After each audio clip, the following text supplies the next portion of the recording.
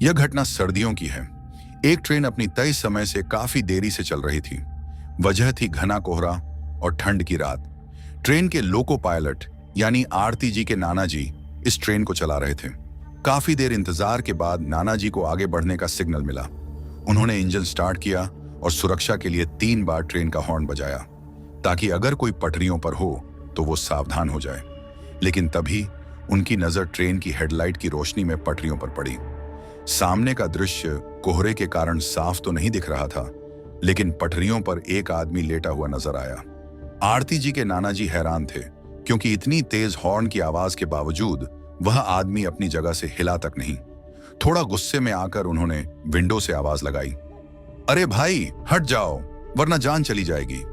लेकिन वह आदमी अपनी जगह से टस से मस नहीं हुआ। जांच करने का फैसला अब नाना जी को लगा कि शायद वह आदमी बेहोश हो गया है या किसी परेशानी में है। इसलिए उन्होंने ट्रेन रोक दी और इंजन से नीचे उतरकर उसकी तरफ बढ़े। जैसे ही नाना जी उसके करीब पहुंचे और कुछ बोलने ही वाले थे, वह आदमी अचानक से खड़ा हो गया। डरावनी हरकतें उस आदमी के खड़ा होते ही नाना जी चौंक गए। उसकी हरकतें बेहद अजीब थीं। वह धीरे धीरे लड़खड़ाती हुई चाल में नाना जी की ओर बढ़ने लगा।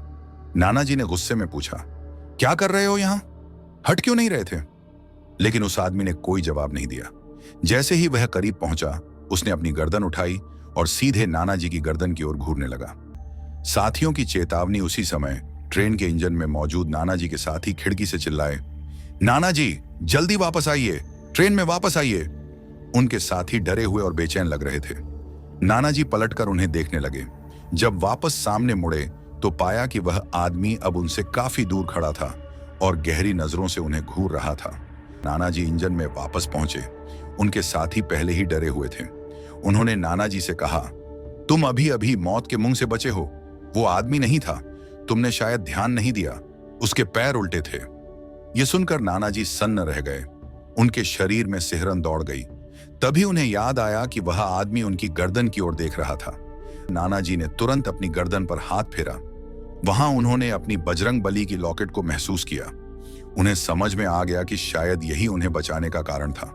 उनका दिमाग इस बात से जूझ रहा था कि अगर वह लॉकेट ना होता तो क्या होता। तो दोस्तों, इस कहानी में बस इतना ही। अगर आपके पास भी आरती जी की तरह ऐसी कहानियां हैं तो हमारे साथ शेयर करना ना भूलें। तो तब तक के लिए बाय और टेक केयर।